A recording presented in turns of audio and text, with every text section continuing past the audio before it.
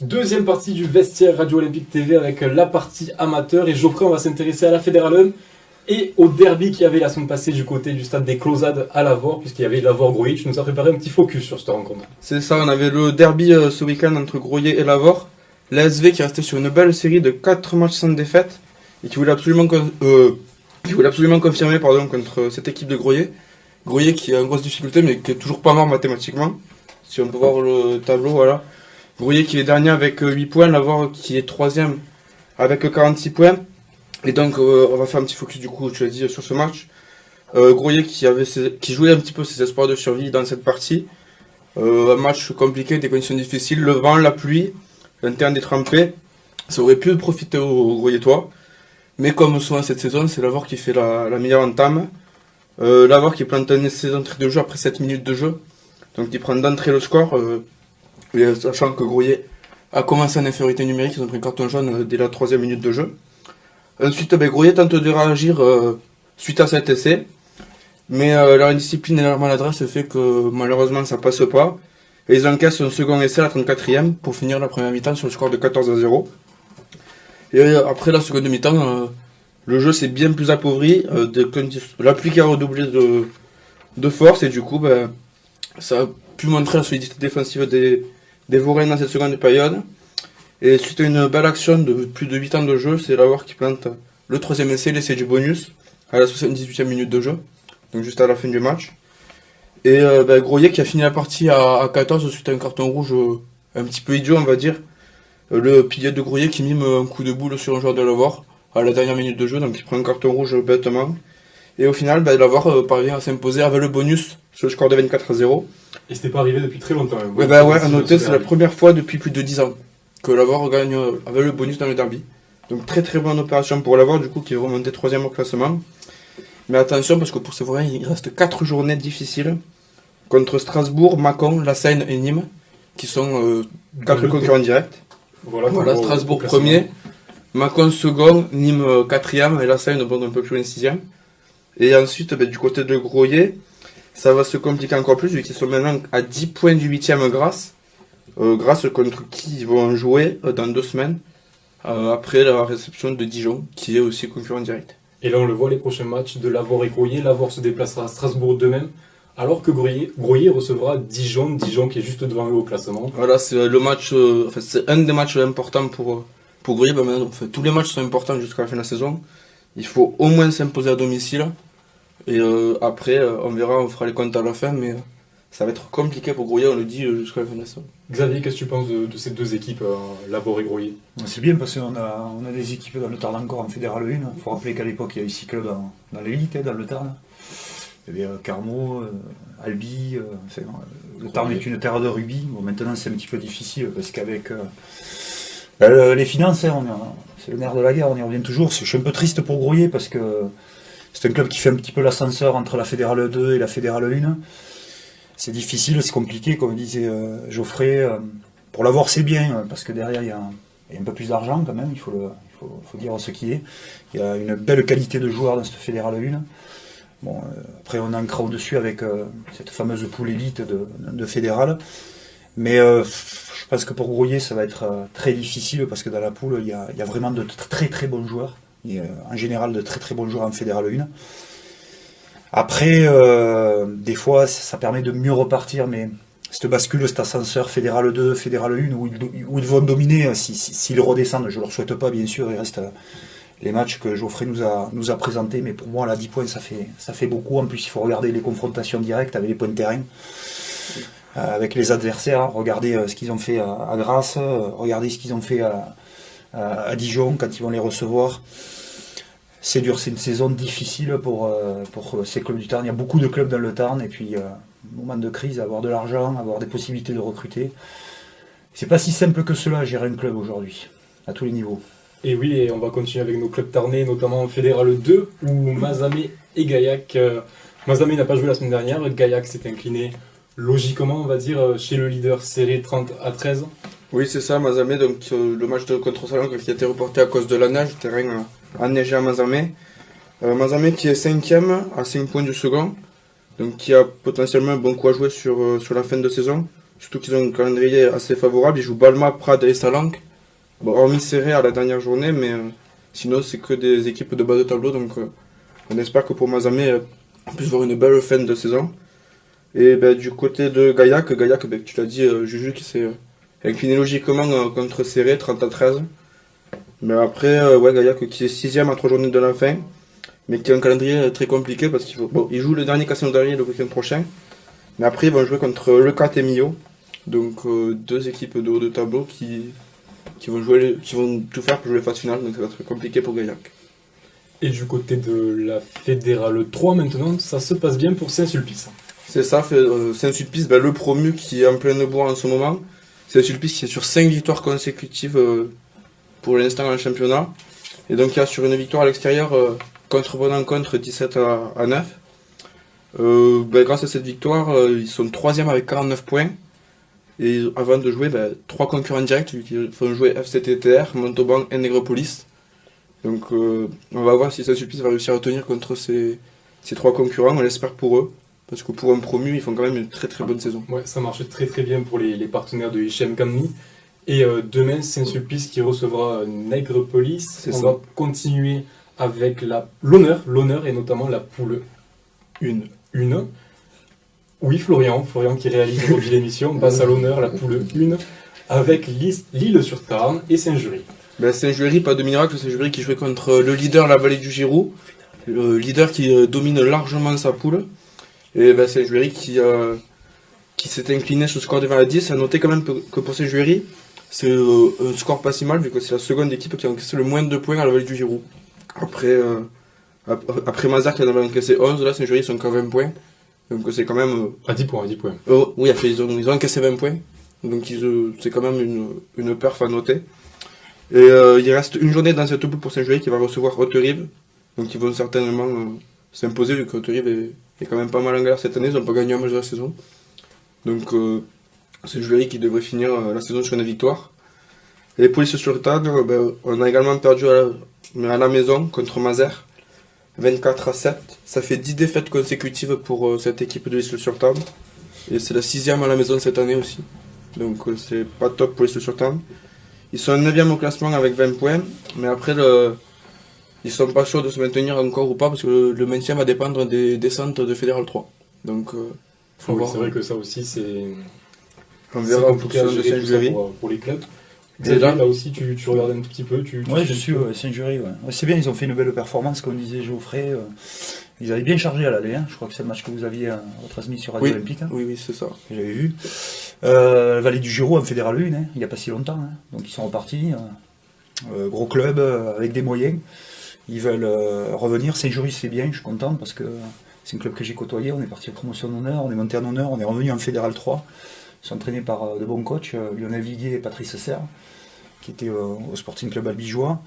Ils sont dans la continuité, ils ont récupéré quand même quelques joueurs de Carmo, d'Alban plus ou moins, avec une bonne école de rugby. C'est sympa, franchement je suis content pour Saint-Jury. L'Isle-sur-Tarn c'est un petit peu plus compliqué, ils ont perdu Sébastien Pagès l'année dernière avec... il y a toujours Yogan Correa, il me semble, qui joue avec eux, bon, c'est plus compliqué. On retrouve de gros joueurs de bon niveau quand même. Et là, le niveau ne cesse de monter. De toute façon, ça monte en top 14, ça monte en Pro D2. Donc finalement, on retrouve, plus on descend, plus on retrouve des équipes qui ont un gros niveau en série régionale. On peut même dire qu'aujourd'hui, il y a des équipes qui sont en honneur, voire même en promotion d'honneur. C'est des équipes de Fédéral 3 il y a 10 ans.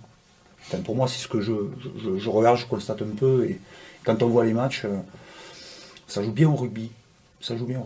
À Saint-Jury, ça rime en plus. Ça vous va ? C'est parfait, Xavier.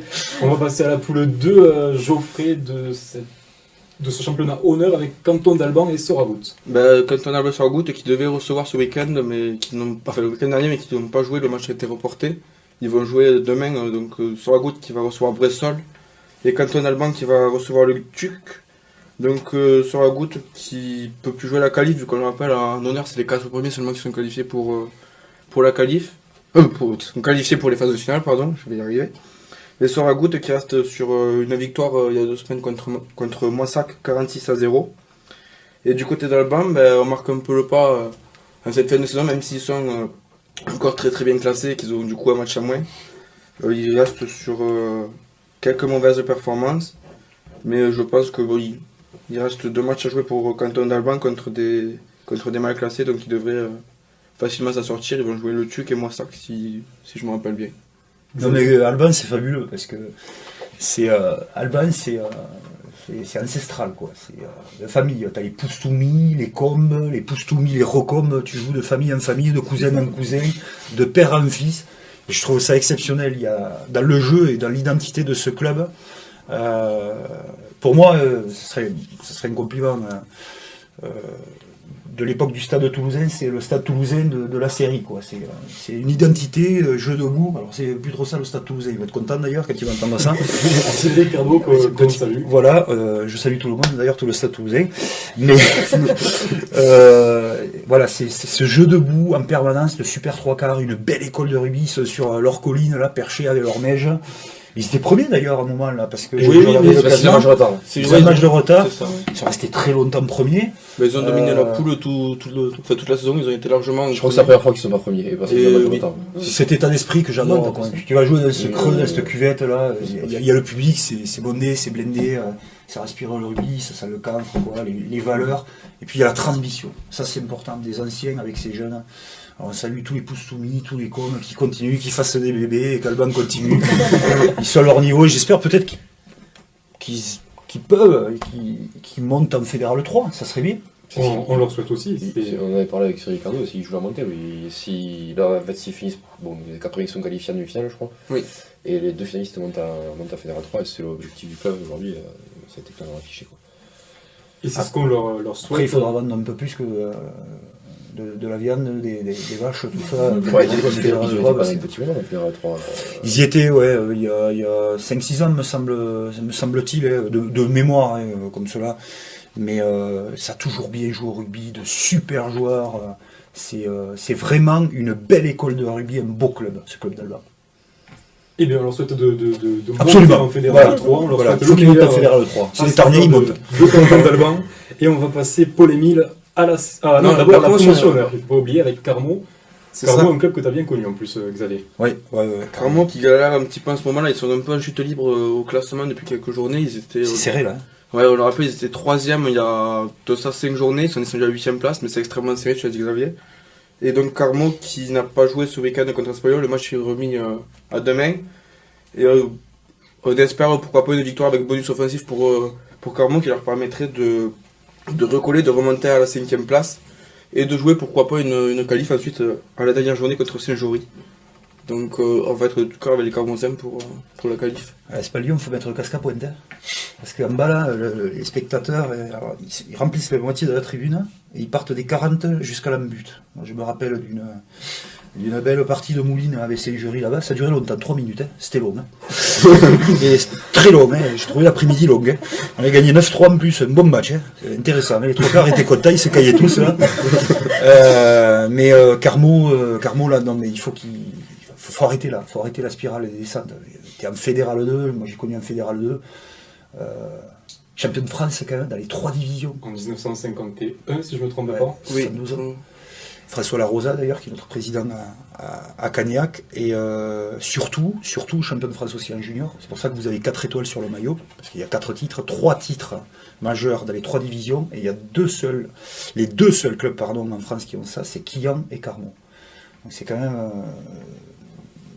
même un sacré club, mais là ils sont descendus 3 fois d'affilée. Il faut absolument. Pour moi, j'aime beaucoup Carmo, mais ils ont fait des conneries, quoi. Mais on a reçu les deux présidents qui nous disaient que. Enfin, le président et l'entraîneur, ils nous disaient qu'ils avaient même frôlé la fermeture. Il y a un an, je crois, un an et demi. Ils avaient frôlé la fermeture et c'était 4ème série. Hein, c'était pas. Donc, bon, je crois qu'ils ont renouvelé l'effectif, ils ont des jeunes qui sont arrivés, tout ça. Et là, après, il n'y a rien, hein, c'est juste que bon, ils ont un match en retard.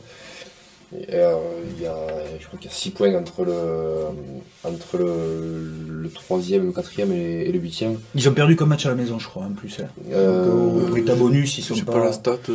Il me semble qu'ils ont perdu qu'un match à la maison. Il n'y a pas Mordom, quoi. Oui, puis ils sont pas largués au classement comme dit Max. Oui, C'est ça le plus c'est extrêmement serré. Espanyol qui a gagné sûrement qu'un match à la saison. Enfin, je veux dire, s'ils vont gagner Espalion demain, tout est permis, quoi. Je veux dire, après. L'idéal serait le bonus, ouais, comme je l'ai dit. S'ils prennent le bonus, ils remontent 5e. Et après, dernière journée contre le 6e. Donc, faut voir après. Après, ça chambre toujours parce qu'on dit toujours que Carmont-Espalion ou Espalion-Carmont, c'est un derby. Parce que quand vous êtes à Carmont, on vous dit vous êtes à Véronais. Ah oui, c'est pour une petite anecdote. Et non, mais c'est une terre de rugby, c'est mineur, c'est travailleur. C'est exceptionnel quand même. Quand ils ont gagné le titre, les mecs jusqu'à Toulouse, ils avaient mis plus de 3 heures pour entrer à l'époque. Moi, j'adore ce club parce que en tant qu'Albigeois, jouer à Carmont, c'était très compliqué. Et je dis, ils ont fait des conneries parce qu'à l'époque, quand on est arrivé, ils avaient pris une ossature de bons joueurs d'Albi, fin de carrière ou autre. Ils ont voulu garder leur identité, cette histoire, je suis carmosin, je suis ci, je suis là. Et puis à un moment donné, il y a eu une transition dans leur vie, il faut s'adapter, voilà, tout simplement. Et là, ils se sont fait piller un petit peu les joueurs, notamment à Saint-Gery, etc. On peut pas laisser le club il appartient à tout le monde. Et il faut avoir cette démarche intellectuelle pour accueillir les gens correctement et construire quelque chose, un projet. Et là, malheureusement pour eux, les 3 descentes leur ont fait très mal. Et moi, je supporte pas de voir ce club jouer derrière sur le terrain annexe, alors qu'il y a ce terrain merveilleux où nous, on a pu jouer en Fédéral 2 devant 4000, 5000 personnes. Des derbies face à... C'était des derbies pour nous, Rodez, de Caseville, on jouait Valence d'Agen qui n'était pas monté encore à l'époque. Jouer de gros clubs, quoi. Il y a une passion, il y a une ferveur incroyable dans ce club. Faut qu'ils gagnent à Espalion, qu'ils se sauvent et qu'ils repartent et qu'ils essaient de remonter un petit peu. Pour les milieux, quelque chose à rajouter. Bon, je voulais dire qu'en fait, on avait reçu les 2 présidents de Carmont et qui nous disaient qu'en fait, ils jouaient sur le terrain annexe pour être que le public soit plus proche du terrain. Parce que les tribunes se sont vidées. Après, voilà. Ouais, puis le terrain, il y a la piste d'athlétisme autour, en fait, et du coup, sur cette tribune, c'est vrai que quand tu es amateur, c'est pas pareil, quoi. Alors quand c'était plein, ça braillait bien. Ouais, je viens de match en nocturne. Quand il y a du monde, c'est cool les tribunes, mais quand tu as comme là, enfin. Ah oui, je comprends la décision. N'importe quel sport, n'importe quel truc, c'est tu vas voir des mecs jouer aux travettes. C'est pareil, ils sont vachement loin du terrain et du coup, quand tu extrapes le règle tenue, bon, mais ça se ressent. En tout cas, je suis derrière Carmont et j'espère qu'ils vont bien remonter. Ça va leur faire du bien. Et on l'espère aussi ici à Radio Olympique TV. On va passer à la série avec toi, Paul Émile. Oui, donc on va commencer par la première série et donc ça n'a pas joué le week-end dernier parce que bon pour les conditions climatiques. Voilà. Donc ça s'est reporté à ce week-end. Montredon qui est complète, c'est fou. Calme-toi, Montredon. Ce club est fou. Les joueurs sont complètement transcendés. C'est bon. aussi est fou. Montredon qui est normalement en promotion honneur. T'es né à Montredon, toi, non? Non, je suis pas né à Montredon, mais j'y habite depuis 16 ans. Donc ça fait. Une copine là-bas, c'est ça? Ouais, c'est ça. Une Marguerite. C'est le fils Hubert. Mon président. Non, mon père n'est pas maire. Il va perdre les feuilles là. Donc Montredon a 65 points. Puis je crois que 64. 64. Regarde le tableau, ouais. 65 non? 64. 64. Duel. Il a mis un bonus. Ça a bougé dans la semaine. C'est l'émotion, c'est l'émotion. Océan a 46 points. Brassac et l'Aviron Castré et même Pullerin qui se touchent, mais bon, ouais, Pullerin est quand même assez détaché. Il y a quand même 2 parties dans ce. Il y a un certain écart, oui, entre les 2 clubs. Ouais, voilà, entre 39 et 12. T'as Mais su ce que tu dis, ils se touchent. ouais, C'est au rugby. Hein. avec aucun malentendu. Tu vas nous le perturber, Xavier. Fait l'Aviron Castré qui déçoit un peu parce que bon, malheureusement ils sont 7e. On pensait qu'ils allaient faire quand même une saison comme l'année dernière, qu'ils avaient fait une bonne saison. Ils avaient fini aussi 7e, mais et Brassac qui fait son petit bout de chemin avec les soucis qu'ils ont, mais franchement ils font une bonne figure. L'Aviron, après, le match charnière, c'est ce derby perdu contre le Brassac à Pierre-Antoine. Sûrement, oui. Avant le derby, ils sont 5e, je crois 4e même au classement. Brassac et Larguet, ils sont à plus de 10 points, je crois. Et à la fin du derby, il n'y a plus que 5 points d'écart. D'ailleurs, ils font une mauvaise affaire à Montville. Voilà, c'est le moment à passer, ça arrive dans tous les clubs. C'est certain, c'est beaucoup, enfin, c'est arrivé. T'as un club qui se reconstruit, il y a un changement de président, c'est une année charnière un petit peu, et il y a tout un comité Changement de coach aussi. Ouais, voilà, il y a Mathieu Levac qui a incorporé le staff à la place de Julien Ruchon. Tu as plein de petits trucs comme ça qui font que voilà, ils voulaient se qualifier, c'était l'objectif c'est pas perdu encore, ils sont largement capables. Hein. Il va falloir enchaîner les bonnes performances, mais après, c'est vrai que c'est ces années charnières, on le sait. Quand tu joues rugby à l'amateur, il y a des années, tu passes à côté, tu sais pas pourquoi. Ils ont été champions Midi-Pyrénées, il y a de promotion il y a 2 ans ou 3 ans, je crois. Ouais, je crois. Ils étaient champions de France aussi. Non, ils n'ont pas joué les finales des championnats de France. Si, ils ont été champions de France junior d'année, il y a 10 ans peut-être. Ouais.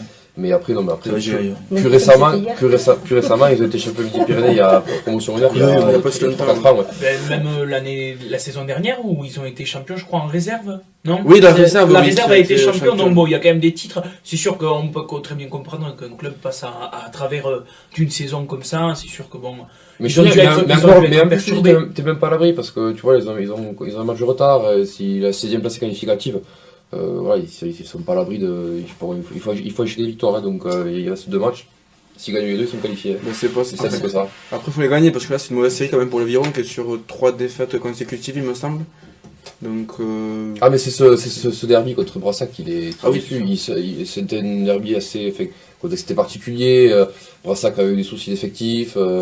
C'est vrai que bon, jouer à Pierre-Antoine, on sait que ça motive plus de joueurs que d'autres. Ils avaient déclaré forfait contre Morodon. Voilà, après ils avaient beaucoup de blessés aussi, mais c'est vrai que pour en discuter avec cette Brassaguet, ils n'étaient pas beaucoup à l'entraînement, c'était compliqué, ils avaient le terrain, c'était bon, Brassac on sait quand j'en ai jamais c'est compliqué.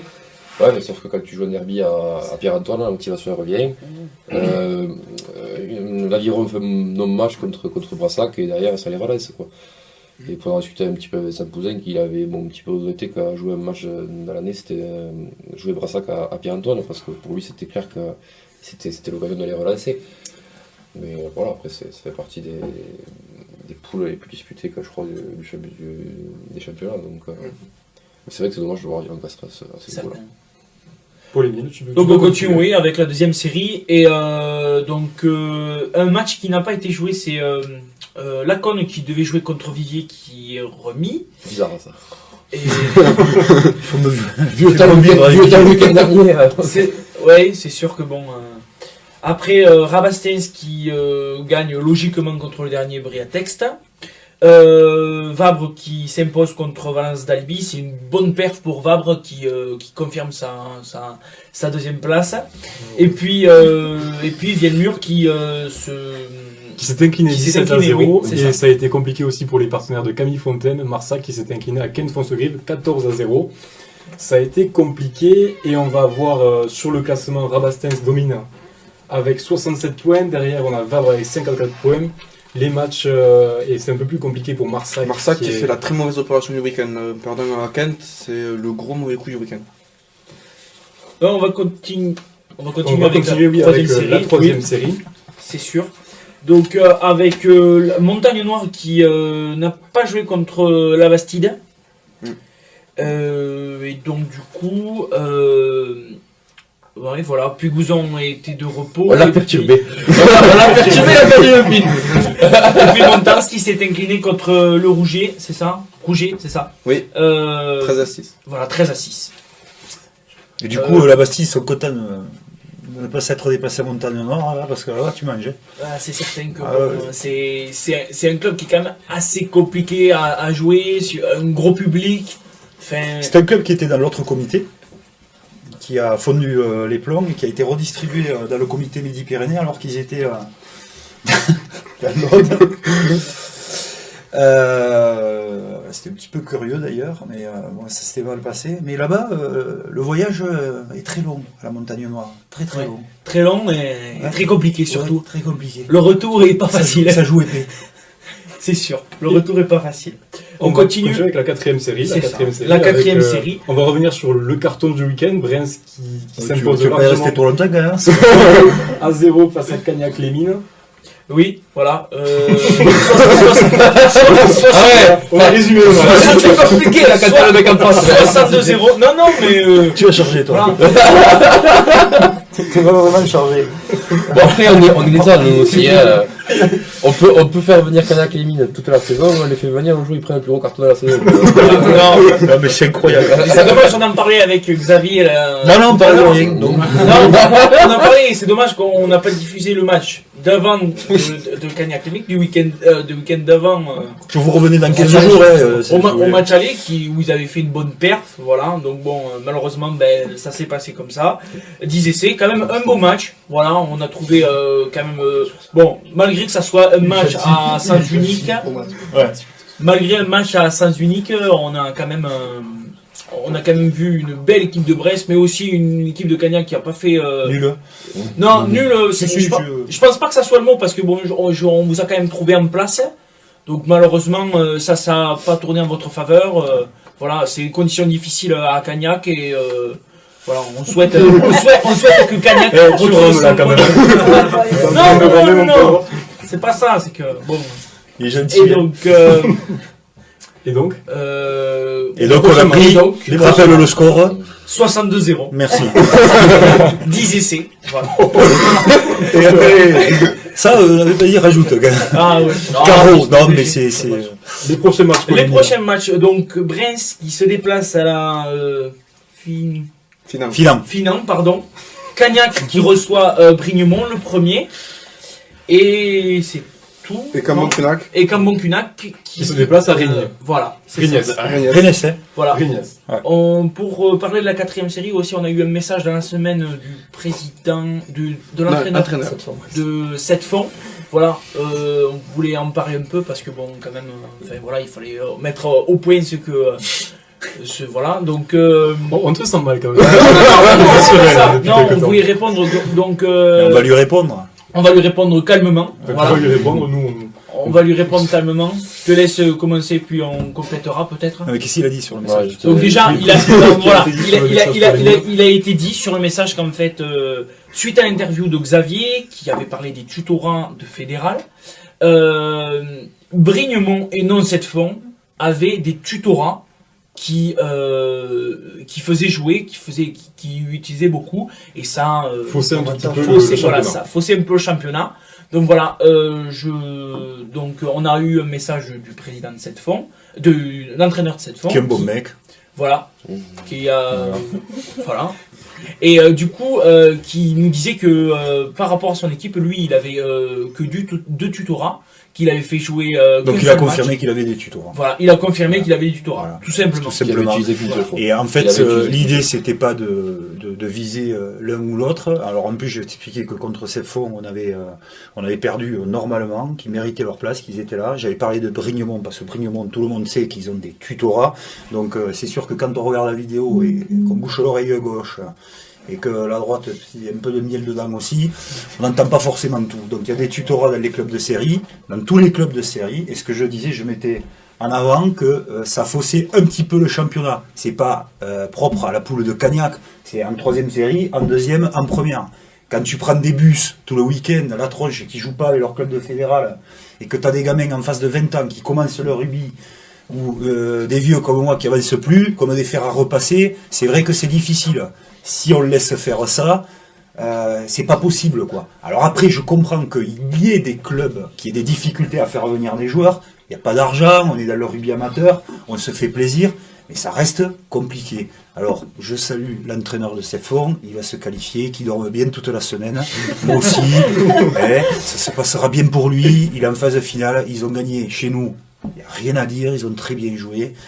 Les phases qualificatives vont se terminer, ils monteront peut-être à la division supérieure, tout le monde y est content, il est gentil, il est beau, et puis voilà, moi je globalisais la chose en disant, c'est pas normal qu'il y ait des tutorats. Après, qu'on prête des joueurs pour que le club survive et puisse se présenter, plutôt que de claquer 2 forfaits, au bout du 3e forfait, le club y coule, je comprends, mais je trouve qu'au niveau éthique, c'est un peu moyen, voilà.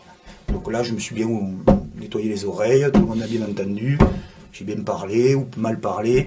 J'adore l'entraîneur de cette fois, je l'ai pas fixé à lui, j'ai pas fixé plus celui de Brignemont. C'est comme ça, il y a des règles, ils utilisent les règles. C'est comme les Italiens l'autre jour, ils ont foutu la tête à l'envers aux Italiens parce qu'ils c'est la seule équipe qui a lu les règles du rugby avant le match. Et bien voilà, il y a des règles, foutez des tutorats tous les week-ends et on continue et tout le monde se portera bien. Voilà. Du coup, du côté de Cagnac-Lénine, là, c'est la victoire demain. Est-ce que c'est demain? Est-ce qu'on peut revoir le tableau? Non, c'est la semaine prochaine. La semaine prochaine. Ouais. Pour Vous bien pouvez finir, revenir hein, parce que là, ça va griller. Vous allez tout. Non, mais, leader, pour mais bien qui finir. viennent avec leur tutorat, on va savoir les recevoir. Nous, on a pris 62 perles. Moi, j'ai attendu 23 ans pour en prendre 62. Je connaissais pas ça. C'est long, mais tu regardes le compteur, je peux te dire, c'était là. C'est pas utilité, les mecs. Et puis les autres, ils arrivent, et puis ils te regardent, puis tu les attends, ils te causent en plus. Ils te disent, on va vous tordre en mêlée, on va vous rentrer dedans. Et là, tu charges. Hein. Là, Malheureusement, ces matchs-là, c'est des très longues après-midi, on voit pas le temps passer. on va dire les passions. Ça vient de passer, tu devrais y remettre Ah, mais je l'écoutais au commentaire, il disait, oh là là là, oh là là, oh là là, oh là là, Il a passé le match à faire. C'est magnifique. J'ai vu le modèle. Ouais, t'as dit, tu l'as dit un peu trop, c'est magnifique. Ouais, c'est parce que J'ai regardé la vidéo une fois la semaine parce que je ne pouvais plus. Quoi. Mieux qu'il dise ça plutôt que c'est lamentable. Non, mais il a raison. Mais c'est lamentable, quoi. On était nuls. Donc on doit se racheter. On a honte. Tiens. Je vais pas parler au nom des autres, mais on a honte. Donc attention les.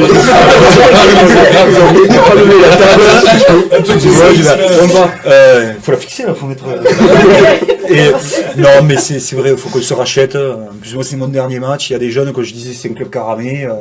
On a envie de sortir la tête haute. On a vraiment honte de ce qui s'est passé l'autre jour, parce que ça nous est jamais arrivé de la saison. Même l'année dernière, quand on s'est déplacé à 15. Bon, Brest, attention, c'est solide. Hein. Vous avez vu quand même, ça rigole pas. Hein.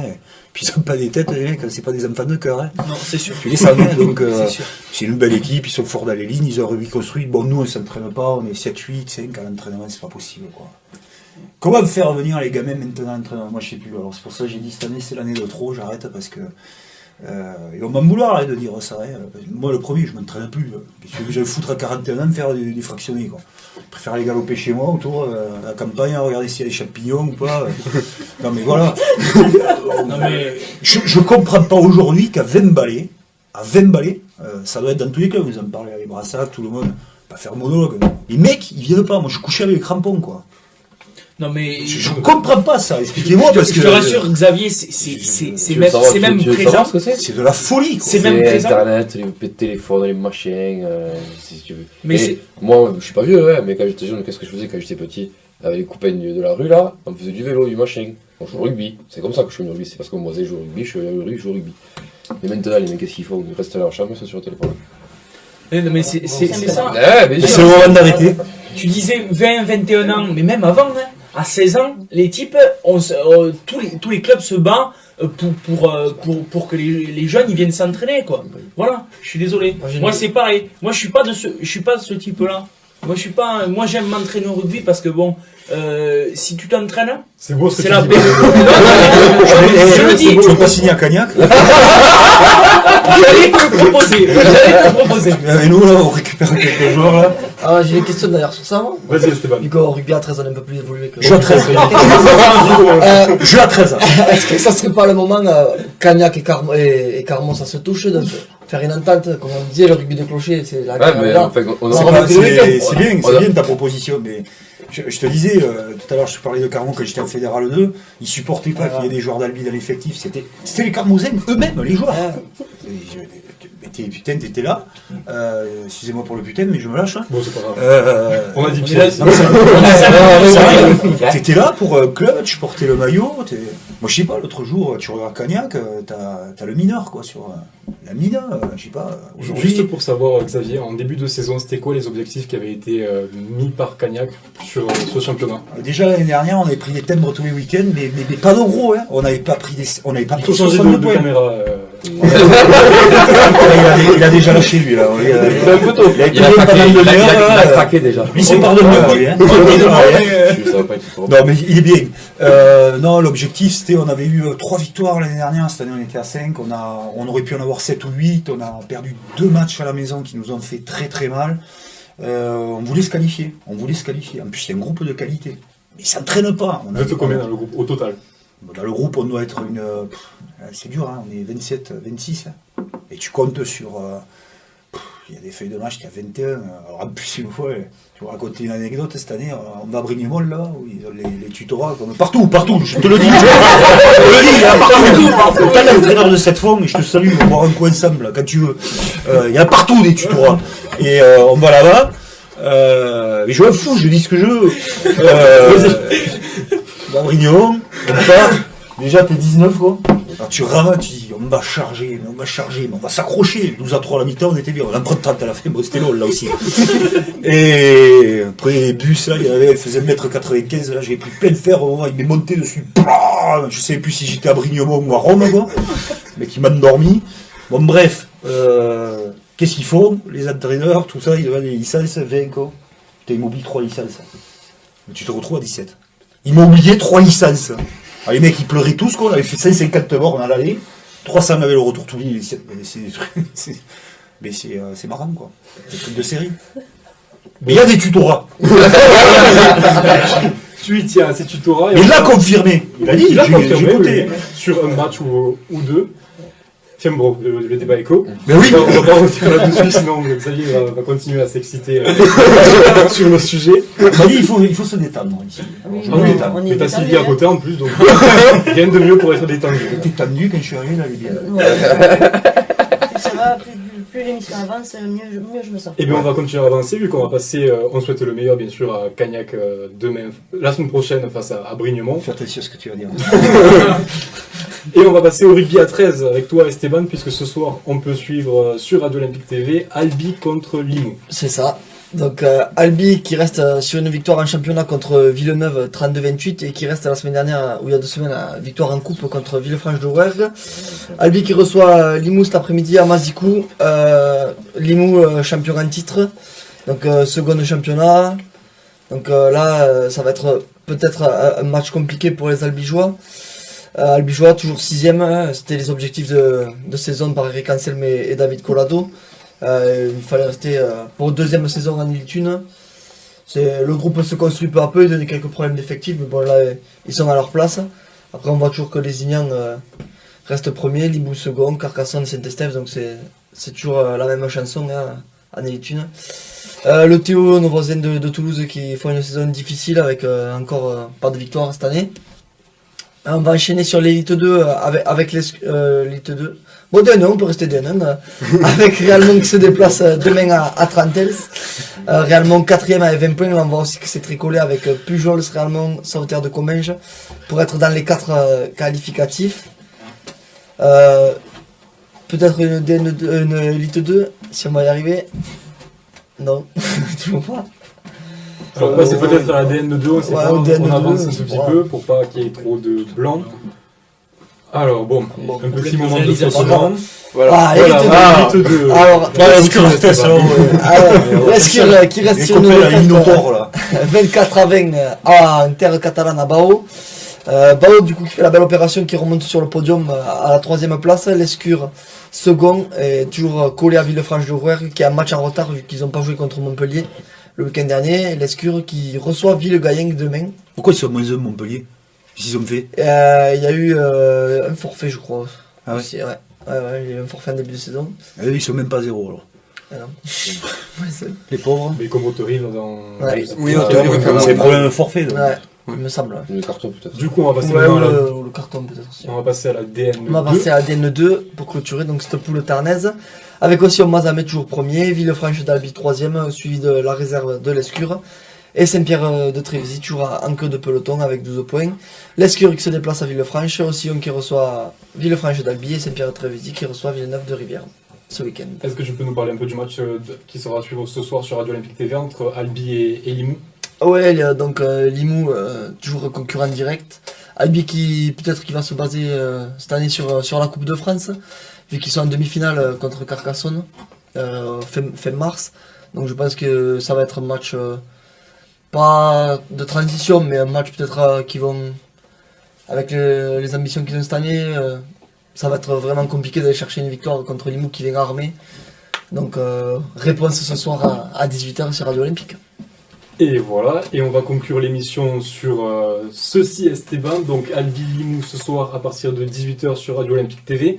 Merci Xavier d'avoir été avec nous ce matin. Merci, j'ai vu qu'il y avait de la bouffe là, c'est bon. C'est l'heure, on va y aller. On remercie aussi Brisma qui était avec nous dans la première partie de l'émission. Merci aux chroniqueurs d'avoir été là ce matin. Et on se retrouve ce soir pour la rencontre entre Albi et Limoux et la semaine prochaine pour un nouveau vestiaire.